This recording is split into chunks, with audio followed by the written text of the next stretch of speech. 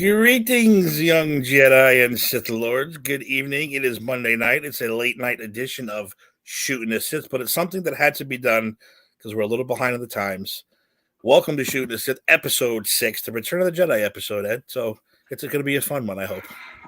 I love Return of the Jedi. You know that. We've had the talk. I actually had Jedi ahead of A New Hope for a while. That's not saying that's fine. As long as the original trilogy, I'm all good. Like I said, I am Mr. Tim Tabala. With me is Ed Camus from Grady's PhD, from Double Deep Dive, and of course the soon to be returning Empire 161, thanks to the baseball lockout being settled finally. God damn it. So Ed, welcome aboard. Dude, thank you for that, man. Like I've just been my life the last couple of days has been refreshing Twitter. That's pretty much what I do, is just refresh Twitter, and that's it. Hoping for deals, hoping for all good things. I know, exactly. I've been doing the same thing. It's exciting, man. It's really exciting stuff. Trying to see free agents and who's picking up who, and because everything got delayed, now you got football and baseball going on at the same time. So it's like, yeah, I'm going back and forth between station to station to see who's getting who, and so it's interesting. But that's baseball talk. If this was Keith was here, he'd be yelling at us saying this is a Star Wars show. Sorry, Keith. So we are going to jump right into it. We're going to waste some time because it's Monday night. It's time to party. And oh, baby, in case you live under a rock, the trailer that everybody has been waiting for finally dropped. Was it last week? We're a week late on this one? No, I think it was last Wednesday or Thursday. It was pretty random when it dropped. It was like 1 in the afternoon or something. Yeah, I knew it was going to drop because it was Disney Day. And I knew it was Disney Day because I work in a Disney building and all the top people were there. I'm surprised actually more stuff didn't drop. Terzio, following me around as you usually do. Hello, Frank. What's up, Frank? One Mets thing and you're out of here. Just going to say. Wow. He doesn't like to break his balls. It's okay. Yeah, they dropped the trailer. They call it the teaser trailer, but I don't know how you get much better than that. I can't wait to see the actual trailer if that was just a teaser. So that was unbelievable. Yeah, and wasn't it like close to 2 minutes or something like that? Like somewhere around there? It was pretty long for a teaser. Yeah, they called it a teaser, which was kind of shocking. So overall, before we jump into it little by little, Ed, what do you think of the trailer? Very exciting, dude. The whole Duel of the Fates, kicks in and you start getting that theme going. And you're like, oh shit, like it's really going down. No, very exciting stuff. And I saw some characters that I'm not even familiar with. So I was going to ask you about that. Like I'm seeing this like Grand Inquisitor dude that's on there and everything like that. You have to tell us about that. Is the woman who looks like she's also like hunting down Jedi, is she a new character? Or is she like she's a new character? She's a new Inquisitor. They're all Inquisitors. Oh, okay. But she seems to be the new one. Yeah, because in the cartoon, Sarah Michelle Gellar was one. She was the seventh sister, I'd like to say. Okay. I thought that they confused me all the names because like there's like the eighth brother, the seventh sister, but the main guy is the Grand Inquisitor, who of course Star Wars fans have a problem with because he's not exactly cartoon accurate. Which he can't be that skinny in real life. It's a fictional. I don't know. Whatever. Fictional character. Yes, fictional. That's what I want to keep saying to all these people. It's like, oh my god. Great. Gilliam, what's up, Gil? Gil, you don't want to see more? I want to see more, Gil. I want to watch the whole show though. But I wouldn't mind one more trailer. Just to get that Vader glove, part of his mask, his foot. I don't care what it is, but they're gonna have to show him one more time before. Well, I told you I thought we were getting breathing.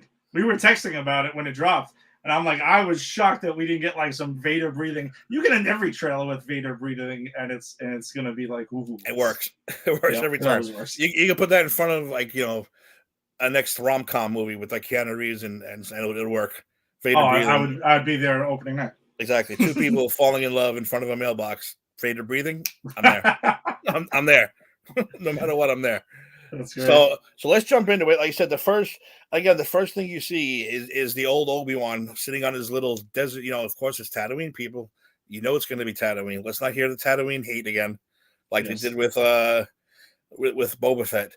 And I think the great line is the fighting is over and we lost. It's just such a great, powerful way to open the trailer. Yeah, you would think it sets the tone, right? Like for where they're at that point in the timeline. Yeah, and he said, Ewan McGregor even said Obi-Wan is beaten. He's faithless. Mm-hmm. He's he's just wandering around. I mean, look, he seems to have a job. We've seen him getting on the Tatooine bus, whatever you want to call it, the Tatooine train, going to some kind of job he has. And of course, the best part was where everyone lost their mind. He looks at that little pair of binoculars, and there's little Luke Skywalker riding the hut, pretending he's Anakin style, riding a I don't know X-wing. Is he riding an X-wing? Is he on a pod? Who knows what the hell he's doing? So if this was in the sequel trilogy, right? If we go with their logic, does that mean that he should have just killed him right there? I guess so. Right? I guess so. Just run down John. That's it. No, not again. Never again. So, yeah, and then so they cut right away. Right after you get that bleak, dark Anakin, Obi-Wan stuff, how he's given up and everything. He just says, just stay hidden, which is fantastic, I thought. Boom, you hit the ocean with that big stupid I was calling it the raft, right? That's the one from Marvel. Like raft. Yeah, that's the raft. Yeah, I was calling it the raft. I was like, the Inquisitors live in the raft. That's awesome. So you cut to that, and for the first time you see the Grand Inquisitor, the Sixth Brother. Again, I don't know their names; it's all confusing. But that right away blew my mind. I knew we were getting one. I didn't know we were going to get a couple of them. No, I mean, I guess it sets the tone, right? It's going to probably be them hunting down the last remaining Jedi. They probably get word that that Obi-Wan is there, and that's going to pretty much be it. Maybe he's on the run for most of this. Which would be kind of cool. I don't think they're going to get. See, no, I'm just taking a guess. I don't think they're going to think it's Obi-Wan. I think they're going to go after someone else. And they're going to see him there or stumble upon him. Okay. Well, because he does stay hidden, and they don't know he's there. So either he has to wipe out everyone who knows he's there, or it's not him, and he has to kind of stay in the shadow. I think we're going to get another Jedi. Okay. I think Do you think one from canon? Gil wrote it. Jedi Fallen Order. The kid called Cam. He played the Joker on Gotham. That kid. Oh, okay, yeah. Wasn't he on a couple other things too? I thought. He was in the video game. Cal. Cal is his name. Okay. I have a feeling he's going to be in this. Okay. I have a feeling he's the one getting hunted, and it just happens to show up on Tatooine. Yeah. I'm guessing. No, that's not a spoiler. I'm taking a shot because I don't know how many people anything. Yeah, exactly. We know nothing. But in case, and you're not familiar with the Inquisitors, though, are you? I've heard the name getting thrown around and stuff, so I've seen some of that out there. That's how I knew that. So I figured I would do what I usually do and ask you. Well, Inquisitors are basically Force-sensitive people or creatures, whatever, beings that aren't good enough to be Sith. They're good enough to hunt regular people and maybe hunt down Jedi. It is fucked up. They're like, you're not good enough to be a Sith or to be trained as a, but you do have Force sensitivity, so you're going to do our bidding, go out and do what we tell you to do. So, do these guys, these Inquisitors, do things and then they one day will be graduated to a Sith, or they're just never? They have there's no promotion for them coming. No chance in hell. There's no corporate ladder for them to climb within the Sith order. Okay. They are the guard dogs of the Sith and the Empire. That's all they are. They have no shot at becoming that. They're just like, in other words, if Vader decided, he'd kill all of them in a heartbeat. I mean, I got to figure at this point in time, it seems like Vader would probably slaughter anyone right now. And the Inquisitors could probably hunt. We've never seen them hunt down a real like a Mace Windu or a Qui-Gon or an Obi-Wan. They go after the subtle. The younglings, the younger ones, the less experienced ones. Because I'll tell you right now, Obi-Wan will probably wipe the floor with them. I mean, from what you're telling me, if you're not good enough to be a Sith, I mean, this dude has gone toe-to-toe with, the best of the best. He's beaten 2 Sith Lords, technically. Yeah.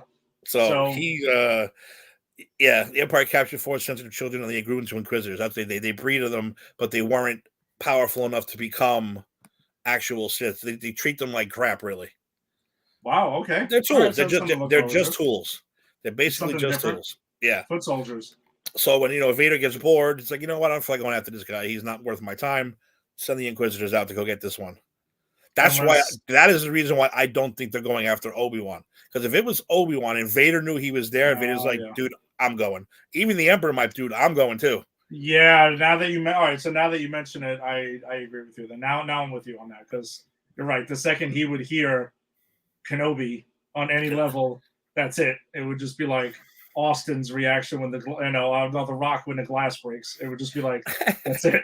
But there's also a rumor. This was back in Legends, though. I mean, I don't know if they're going to keep it going. That Vader promised he would never set foot again on Tatooine due to the mental distress and all that kind of stuff. So that could be another reason. He's like, dude, I'm not going down there. You go down there. Just like when he pulled up in episode 4, he's probably like, I ain't going down there. Send the troops, send whatever, get my droid back. That kind of sucks. I can't handle this, man. Yeah, that kind of sucks. I don't want to go down there ever again. Okay. So that could basically get boss. Welcome to the show, boss. He always writes the yo. Oh, so yeah. So what was next? I have my listing here of what was going on in this trailer. Now here we go. There is a shot of an alleyway with one of the Inquisitors where all you see is a blaster.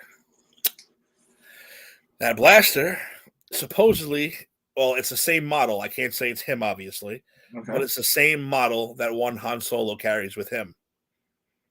So, are we saying that we're thinking Han Solo's in this? See the gun? Yeah, no, that's definitely it. Now, again, I don't want them to start crunching all these characters into this movie. He's not really, well, he is older than because if Luke is what, 10? Yeah, he looked like he was like around 10 there, right? So Han, he'd be about 20, 21, somewhere around there. He is that much older. All right, so it's possible. But what I don't want is them to start cramming characters just for the sake. If it makes sense, I'm cool with it. Yeah. If it doesn't make, I don't just start cramming him in there because we got to throw Han in there somewhere. It doesn't make any sense then. But you see that gun and you see that picture, you're like, oh, okay. Is it just another guy? Is it Han? Do we know? I would assume there are others in the Star Wars universe that have that model. Yeah, it has to be. I have to assume that. Yeah. But why would they do that? Why would they show that in the trailer? They're like that. You knew that was deliberate. They're like very calculated. They are. Which brings me to my next one, which is you see those green. There's like a green bird, like a green owl flying around. A couple of them. If you go to Rebels, you go to Clone Wars, those birds are usually associated with Ahsoka Tano. So once again, we may have Ahsoka popping up. That's cameo number 2. That could very well be popping up in this show. That makes a little more sense. She doesn't really age. She ages very well. She's not human. So it makes sense for her to be around. Wait, let's throw in what we got here. Let's just see. We got the comments coming fast and furious. Yeah. Obi-Wan's going to have his Ahsoka moment. Show us discovering that Anakin is still alive. That would be a great moment between them. A great conversation between them two. I do hope that takes place. That would be pretty cool. Alex, not really excited about the Obi-Wan show. I feel like it's going to connect with the Mandalorian storyline. It's probably going to give Mandalorian vibes. Revenge of the Sith nostalgia. I don't have to disagree with you, Alex. Yeah, I didn't get it. Just because it's Tatooine doesn't mean they have Mandalorian vibes. And it doesn't make sense in the timeline. They're two totally different points. Yeah, they're way far apart. Yeah, this is before A New Hope, and the other one is after Return of the Jedi. So that's way off. Yeah, it's way before. I didn't get that vibe at all. I got a Revenge of the Sith vibe out of this one. Especially when Duel of the Fates kicks in. You got very much the vibes I got from the trailer was very much prequel meets, original trilogy. Vibes here. That's what I got, and I love I really dig seeing that, even though how I feel about the prequel trilogy. No, the first two. I like Revenge of the Sith. But yeah, like it just when you start marrying those two, I get pretty excited because they're like, wow, okay, it's actually like really coming together, and I dig that. Even I was watching Rogue One, I caught Rogue One the other day. It was on, and when you start seeing certain characters pop up in that, like Jimmy Smith shows up in that, you're like, oh shit, okay. And Mon Mothma, same actress who played her, and she was actually in Revenge of the Sith cutscene. They cut her scene out. Okay, that's the same actress who would have played her, so that connects it very well, also.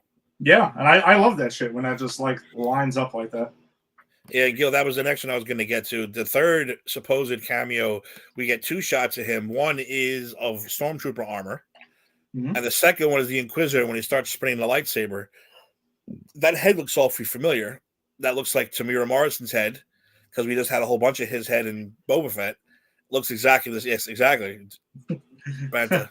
Like a Banta.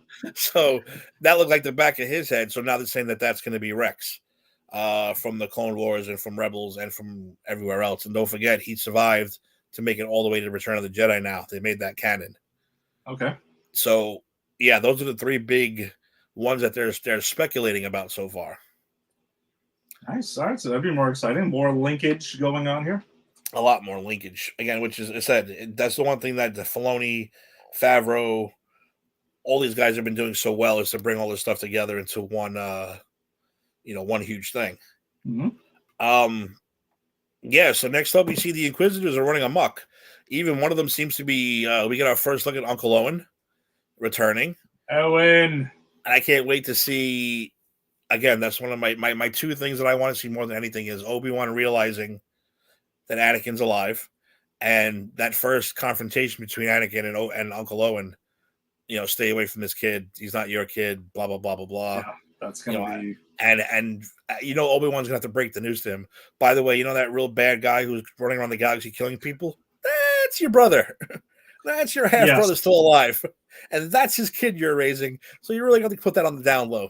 So I'm going to just hang back for a while and watch out just to make sure he doesn't come and destroy you, just in case he decides to come down here. So I'm going to be in the bushes and in the desert and sneaking behind you with a pair of binoculars. Don't worry about that.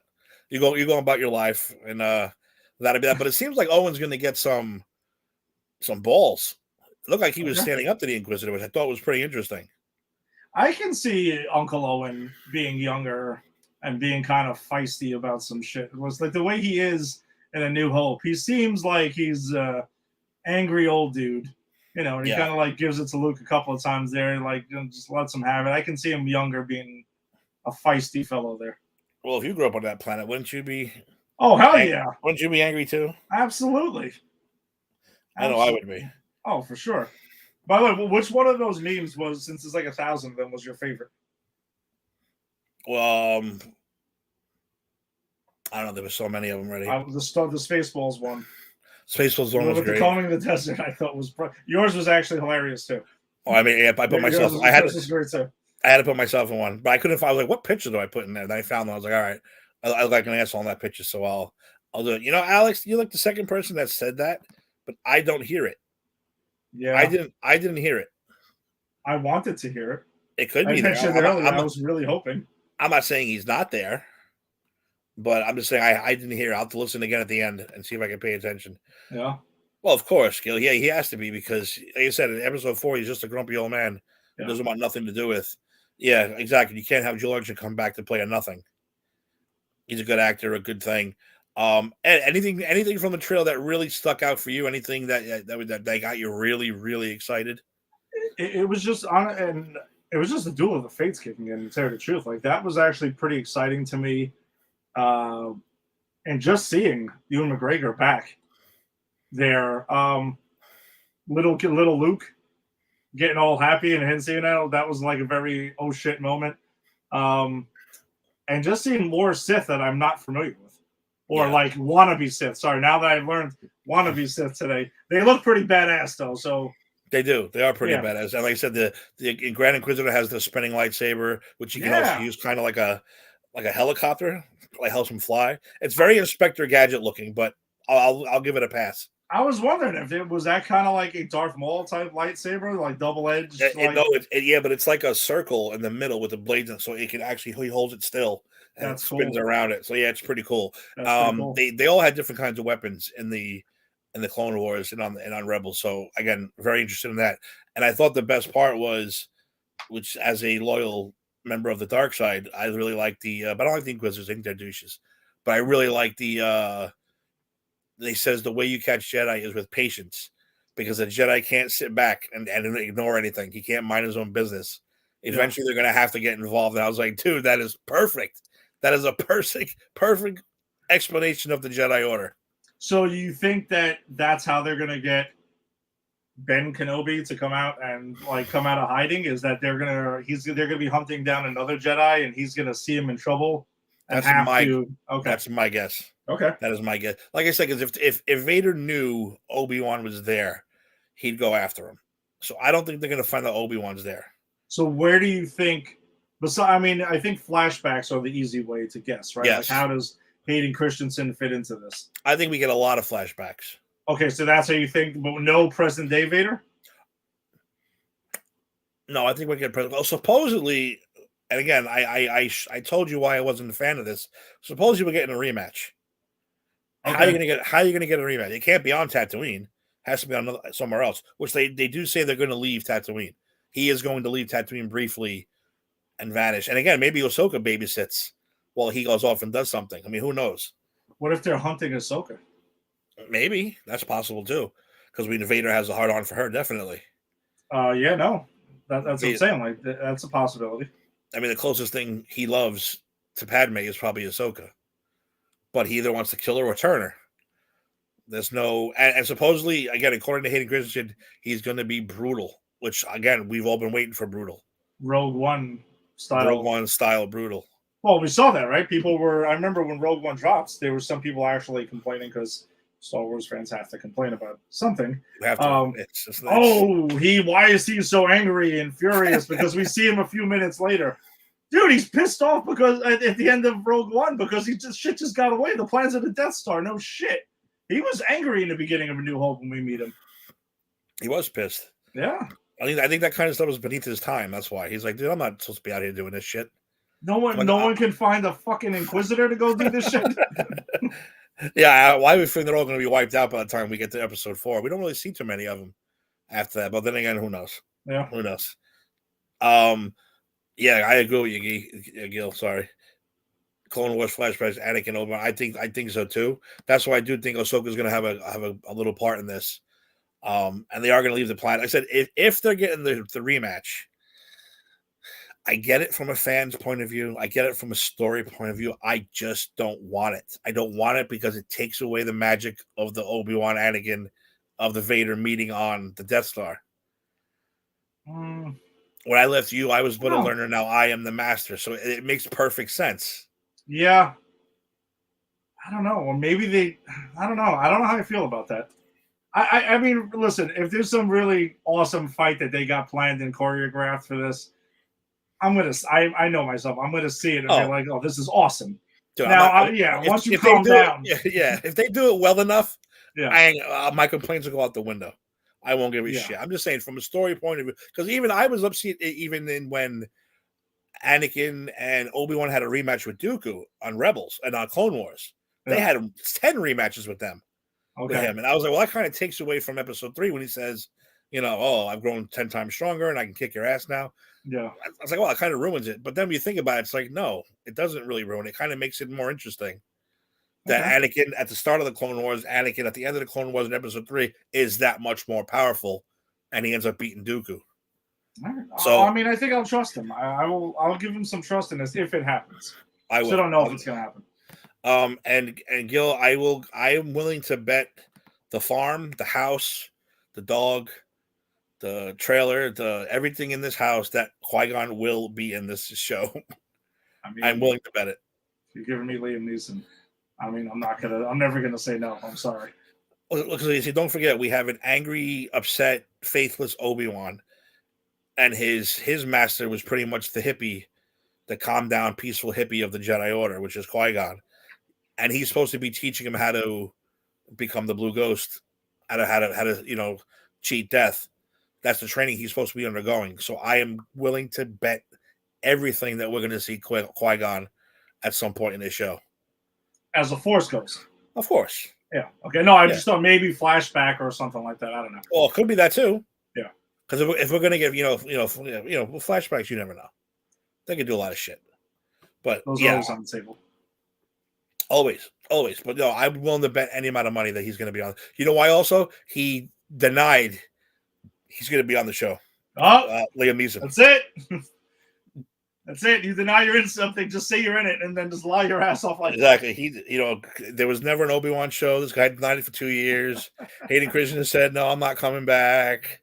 It's like, all right, I don't want to buy into any of this. So yeah, I'm willing to bet the house, the farm, the team, the kids, the dogs. That if Qui-Gon will be on that show, because if he doesn't, it's going to actually be a big. That's a worse disappointment than Vader being on the show. Like it's like he has to be. Qui-Gon has to be. Yeah, I'm with you on that. And what's Liam Neeson doing right now? Seriously, he's doing those horrible movies. Hey, listen. All right, you watch yourself with that. All right, watch yourself with the Liam Neeson Taken Part 63. Okay, He's doing Taken 12, Taken 13, just calling it different names. no, you even said the last one was bad. Oh no, the last one sucks. It's terrible. It's like the worst one, actually. I think of all of them. But I enjoy most of them. I'm hopefully they don't start sucking. Oh, I hope so too. Anything else on the trail that you wanted to point out? You wanted to bring up? I think that's basically all the cool stuff that we basically brought in. Like I said, Obi-Wan looks like he had a job. He hops a bus, takes a bus to work every day. He seems to be stalking them through Mos Eisley, which it looks like. We saw 3 Inquisitors. Could there be more? Maybe. The main one is that new character with the girl we saw. Oh, I didn't see her name, but she's new. Yeah, she's pretty badass though. Yeah, she does look pretty badass. Yeah, Rex. So yeah, I think that's pretty much it. And I have a feeling the next one's going to come. Obviously, Star Wars Day is fast approaching, which is where I have a feeling we'll be getting one more trailer, maybe 2, maybe 3. I don't care how many more we get. Give me my trailers. Oh, of course, no. Give me the show. I'm all for them. All right. Let's move on then, because of course, it's spoilers, but the show's been out so long that if you haven't seen it by now, that's your goddamn problem. Yes. The season finale of the Book of Boba Fett, and finally, everyone shut the hell up and enjoyed the episode. They thought it was magical and excellent and awesome, and okay, whatever you got to do. Ed, was it a good? How good was?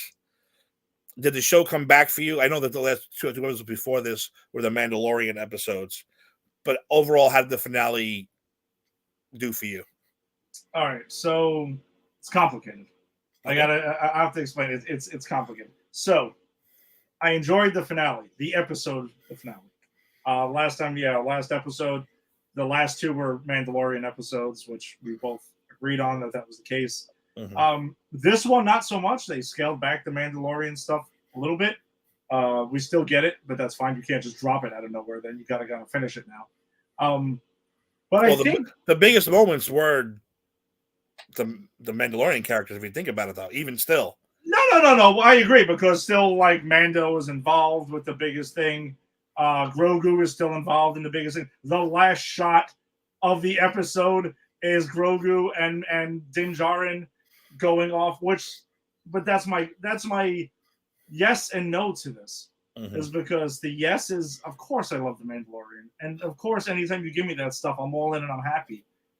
But it's just, this was supposed to be the Book of Boba Fett, and it kind of felt like it was like the pamphlet or like the short story of Boba Fett. I don't know. I enjoyed everything that we got. I just wish it would have focused on Boba Fett, and you peppered in a little Mandalorian.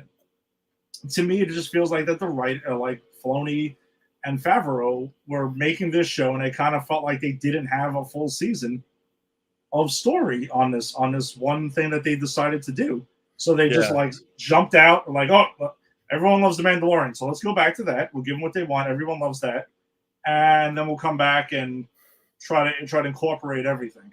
So that's what I'm saying. If this was titled Star Wars TV show, I'd be like, oh, I mean, this is fucking fantastic all over again. But if I'm judging it as you see what I'm saying? Like, it's not like I didn't like it, as I liked it, but you got to be the Book of Boba Fett if you're going to call yourself the Book of Boba Fett. You know what I mean? I get that. It's just critiquing it. It's just critiquing it. It's fine. Yeah. We don't have to bash everything. We don't have to say everything is perfect all the time. That's the critique of it. But if it was called Star Wars the TV show, then I'm fine with it. I would have been like, and it wasn't. It's funny too, because people. I read some people like, oh, the Boba show wasn't doing good, so they had to bring the Mandalorian back. They shot this all. That's dumb. It's like they didn't stop. The last episode was to stop. It's not working. We got to shoot the Mandalorian now and put that. That's not how it works. They shot. They shot the season already. They knew exactly what they were doing and where they were going. Yeah, anyone who says that, number one, you don't really know how film production or TV production works. Like, you kind of got to brush up on that and see how that goes.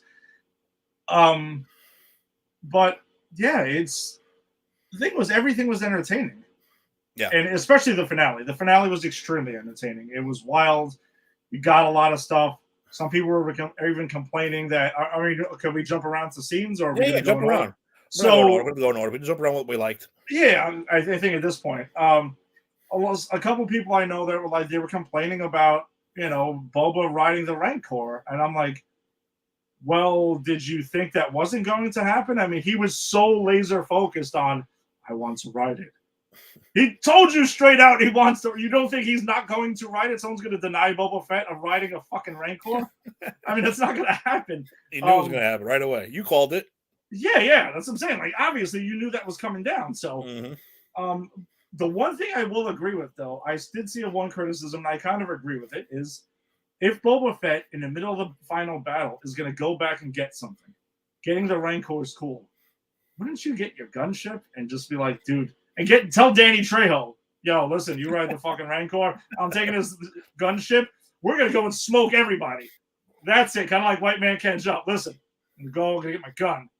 Come back. Shoot all of y'all. That's it. I'm shooting everybody. See, but now I have to defend Star Wars. That part of my brain kicks in.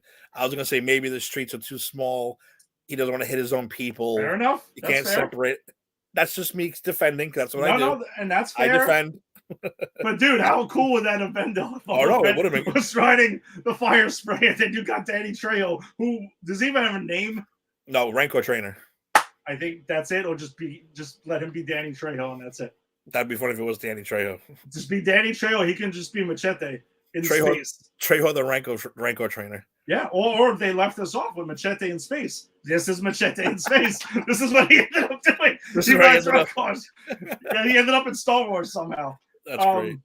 No, I think that would have been like super badass. If I still enjoyed it, but like logically, you would have been like, all right, maybe the gunship would have came handy. But seeing Boba Fett and Din Djarin back to back, like shooting people and kicking ass, that was really cool. And you knew Grogu was gonna have more. He was gonna have you brought him into it. He was gonna have a big field to do with it. Were you very upset about the mod doing the spin before shooting? That upset you? Like it upset the entire world?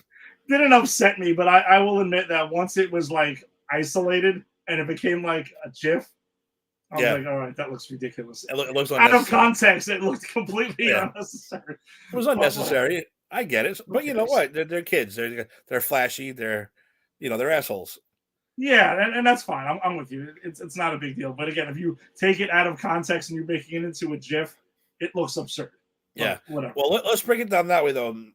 Din Djarin went to Happy Town. I still call it Happy Town. And, we ended up, the previous episode ended up with Cad Bane shooting Cobb Vanth. He returns to Boba Fett saying, yeah, we got help coming. But then you hear the spurs. You hear the slow walking Michael Myers Batman steps of Cad Bane coming out. Now it's the Batman, too, yeah. Yeah. And Boba Fett walks out and confronts him and says, oh, yeah, by the way, he ain't coming. Happy Town ain't coming because I smoked this dude. This dude's gone. You're all alone. So now basically we're going to kill you. And again, Boba, I don't give a shit about you. Like, I don't care. We'll sit here and fight and die if we have to. But then Cad Bane, being the prick that he is, dropped the knowledge. Oh, by the way, it was the Pike Syndicate that killed your sand people, not the runners. And it's like, why? Like, he's just hedging his bets, this Cad Bane. He's an asshole. Yeah, he's just really hedging he's hedging his bets. Like, look, in case this fucks up, I got some news, by the way. So he'll knock out that Pike Syndicate at the same time. That's all it was. Drop some knowledge on you. Yeah, he just dropping some beats on him. Saying, listen, by the way, they didn't kill your family. This guy did. Have a good day. But it's like why give them motivation to want to win? Yeah, I didn't quite understand it. I mean, I get it. He was just trying to be a prick and like overconfident, and it's just like, Boba Fett doesn't have shit to me. I think he even tells him like he's old and stuff, and he's like, got fucked up and everything. That's what I think. He was just overconfident, but he didn't seem like he was like the spryest of chickens. Either. And if you look, they have a huge history throughout the Clone Wars. When Boba was a kid, they never liked each other, so they do have a long history. So let's jump around though, but they have their final big showdown, their big gunfight at the OK Corral, and Boba ends up winning. So we think Cad Bane's dead, but as we know in movies, and especially Star Wars, and especially in a town where people get turned into mechanical halfsies, we don't know if he's dead or not. And I'm willing to bet money on that he is not dead. No, he'll get brought to that dude, and he'll get fixed up into, cyber, Bane or whatever the heck they'll call him. Of course, like I said, we'll jump around, just like the mid-credit scene, which was Cobb Vanth. Yes, in the back to tank with the other the what the hell they call him? was gonna call him the Tinkerer, but that's the wrong movie. Yeah, the guy who figured I forgot his name, but he's not the armorer because that's Mandalorian. Whatever his name was. Yeah. He was standing by, waiting for him to get out of the back. So now Cobb Vanth's gonna have mechanical implants. Everyone's gonna have mechanical implants. Boba Fett's a nice guy with his back to tank. He definitely shares it with a lot of people. Oh yeah, he said Chrysanthemum's gonna get a nice soak. Are back to tanks rare? I kind of think so. That's my guess. I have no idea. I don't know. I thought that was funny though. Yeah. Let's jump to our little friend Grogu. You know, at the end of the previous episode, Luke gave him the option: you can either go, or you can stay. You can have the lightsaber, you can have the metal vest, the Beskar vest. So the first thing we see, we hop back in Mos Espa, and here comes the X-wing, and I love Palmati's reaction to the X-wing coming. Clean up that, hide that, put away that. Then she goes, "Oh, hi, officer. I was just filling out my new registration form for the New Republic," and the shit opens up, and Grogu pops his little head up again. The moment. Yes. And she immediately like, "Oh my god, they taught you how to fly. That's ridiculous." And R2's the one who flew the ship. He's like, "Dude, we gotta go. Where is the Mandalorian guy?" He's just like, "Relax. You gotta feed him. He's just a baby." And I'm taking him out of the ship, and R2's just so impatient. It's like, bitch, put him back in the ship. I gotta go. Yeah, I don't got time for this shit, man. Yeah. Let's go. So immediately we know the decision that was made. Fast forward to the big battle at the end. Again, it was I thought the battle was fantastic. Battle was fantastic. I had no problem with that battle. We had everyone fight. The only real thing was Chrysanthemum was getting the shit beat out of him. He got shot like 70 times and just kept going, man. He's a machine, dude. Like, sorry, no, let me rephrase that, because in this world he actually could be. No, that's true. He's just a super badass. Yeah. So he was pretty badass. He was chucking people and taking limbs and smoking people, which was great. But of course, the big moment comes when that Rancor gets loose. Oh, well, first let's get to the good part, which I was hoping they would save a little bit. Here's Palmati and Din Djarin riding on this little thing, and he pops his little head up, and all of a sudden you hear the music. Yes. Everyone, I'm sure all the women who are watching got all sad and teary-eyed because they were reunited. The Mandalorian and Grogu are back together again. The team is back together again. The band is back together again. Oh, there's some dudes out there who definitely were getting all choked up and stuff about that. No, I thought it was a nice moment. Yeah, it was a nice moment. I thought it was cool. But was there any doubt to you the decision he was going to make?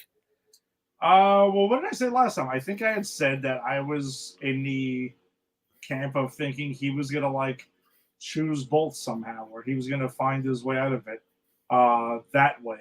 No, I'm not shocked that he chose Mando, because he has that, he has that connection with him more than the Jedi. So yeah, of course. No, I picked he was going to pick Mando no matter what. I'm hoping that's not the last we see of Luke, though. I want to see some more Luke. That's the one thing. That's the one thing I was definitely wrong about. I was hoping Luke was going to show up and get involved, and he sent R2 to fly I was like, dude, he sent R2 to fly the X-wing. That's kind of bitch. That's kind of bitch. Still, well, maybe we find out one day what Luke was doing, but he also knows that R2 is the MVP. That's true. That is true. That, come on, if you're gonna trust anybody with your X-wing and a Force-sensitive Yoda child, you might as well trust him to R2. Of course, he would get him out of there somehow. So, and by the way, it's growing and growing that R2 is the one that rescued him from the Jedi Temple. I'm just saying it. I think that's the way. I think that's what should happen. It just makes sense. That's why at the end of season 2, when he saw R2 and R2 saw him, they all got excited. I think R2 is the one that busted him out of the temple. MVP. And it just proves, like I said, it just proves that R2's never had his memory wiped. He has the key. He knows he could write a book. Yes, he could write these movies. What if we find out one day that these movies are all being told by R2-D2 somewhere? And it would make perfect sense. It would make perfect sense. How great would that be? He knows everything, and he keeps 3PO. That's the thing, though. He keeps 3PO. 3PO got his mind wiped at the end of 3. Yeah. As soon as he didn't go, oh, by the way, this kid is this guy's son. This guy killed 1 million kids back in the day, and I was there when it happened. And I rescued this guy. And no, he's just cool, man. He's just like, I'm good. That's it. And he's a wise ass, from what we understand. Like, right? Like he's a wise ass. People keep telling him to watch his mouth and stuff like that, or to calm down. Because he's seen some shit, man. You think about the shit that he's seen. He's seen everything. And he's very loyal. More than what we've seen. He's very loyal to that family. He loves that family, man. Oh no, yeah. Grandma Padme all the way down to the new kids. He loves them. He's like Alfred. Basically. He's like Alfred. So Grogu shows up, makes they have to get this big battle, and of course, as soon as that Rancor went crazy, as soon as that Rancor started going nuts, you knew who was going to step in. You know who that MVP was going to be. It was Grogu. Throwing the Force. So we know he has an affinity with animals, with creatures. That's probably his like Force gift. To some people, they're retconning kind of a thing where each Jedi kind of got their own special healing gift, like Rey healed Ben and that creature, and they're even saying that Obi-Wan now in the beginning of episode 4 when he touched Luke on the forehead, that was like a healing thing, not just checking the pulse thing. Okay. So Grogu thing might be animals. That might be his forte. But the fact that he puts this Rancor to sleep and then curls up next to him like a little baby and goes to sleep, it's like, oh my God. Like stop making me feel these these cute feelings. I'm tired of them. Hey, big guy, sun's going down. Yeah. Sun's getting real low. I don't want to get real low with the Rancor anymore.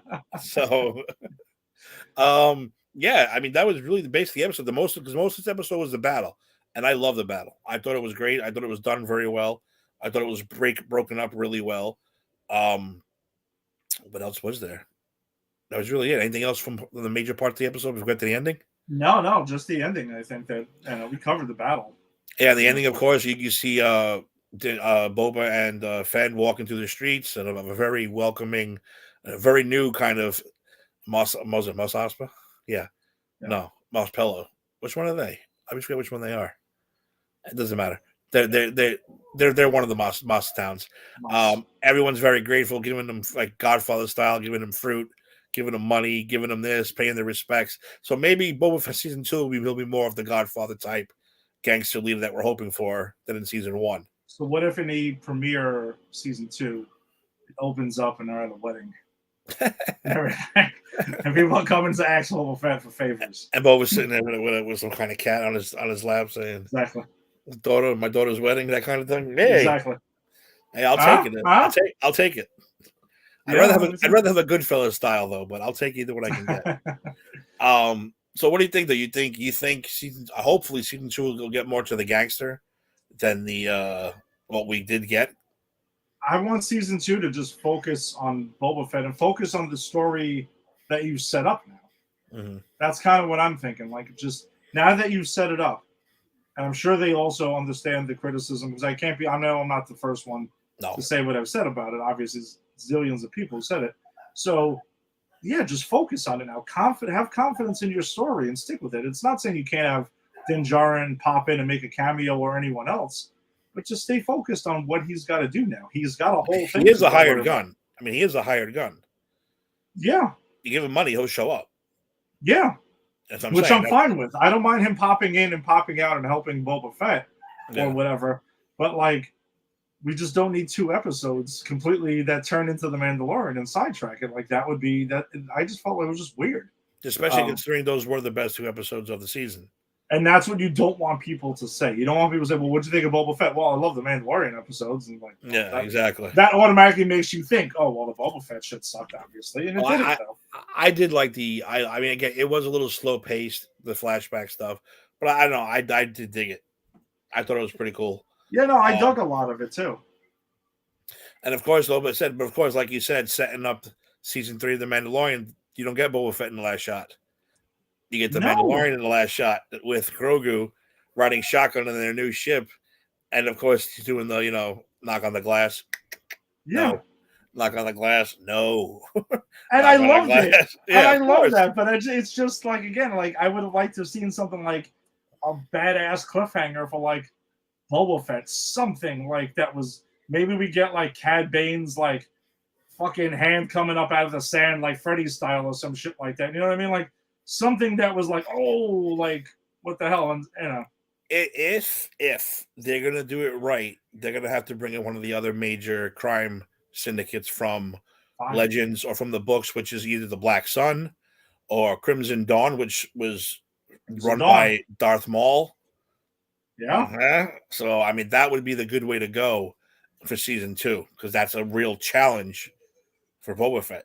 Did they officially greenlight it though? Season 2? Did he? I don't know. Officially? Okay. I haven't seen that. I haven't seen that anywhere.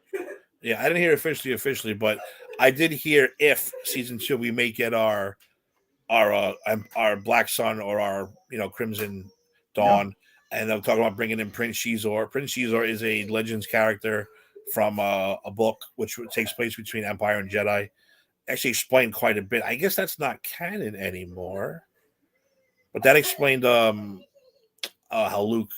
I explained a lot of crap anyway. Okay. It was good though. It took place in between those. It was actually one of the best books that I read back in the day. Prince Shizor is the leader. He's head of the Black Sun, and he has pheromones. He gives off pheromones. He actually seduced Princess Leia, and she came this close to sleeping with this dude and cheating on Han Solo. So it was pretty cool. It was a pretty cool thing. And he's also a big fan of the Emperor, and he tried to set Vader up for a big loss. And Vader was like, dude, if you fuck with me again, I'll just kill you. And she was like, all right, cool. I'll back off. You're good.